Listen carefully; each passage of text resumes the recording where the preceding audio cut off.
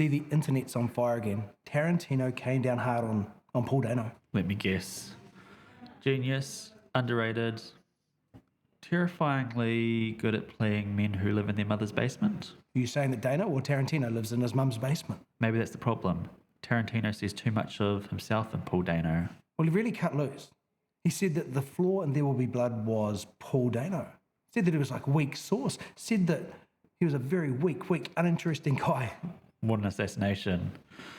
And let me guess, the internet had its usual calm and reasonable response. Tarantino was exhaustively crucified for having his own opinion in the untouchable sacred realm of subjective art. Where do you stand? Okay.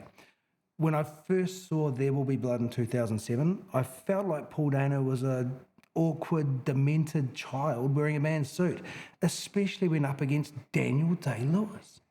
He devours every molecule of oxygen in the frame. When DDL walks on, it's like everyone else has just wandered across from that catering van. Sometimes Daniel Day-Lewis, he chews through the scenery. He's going to need dental work. You saying that Daniel Day-Lewis overacts? No, not at all. No one would ever accuse Daniel Day-Lewis of overacting, like he's the last man in the world and he's the only one who knows it. He's Daniel Day-Lewis. I drink your milkshake. I drink it up.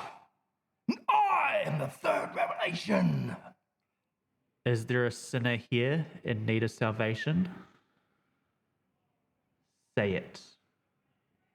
I've abandoned my child.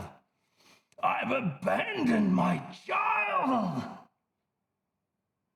Look, we can't forget that it was in Django Unchained that Tarantino gave us that character, Frankie. It was like someone had captured a wombat, taught it how to speak Australian, cut out its frontal lobe. Yeah. One shouldn't throw stones when one can't do accents.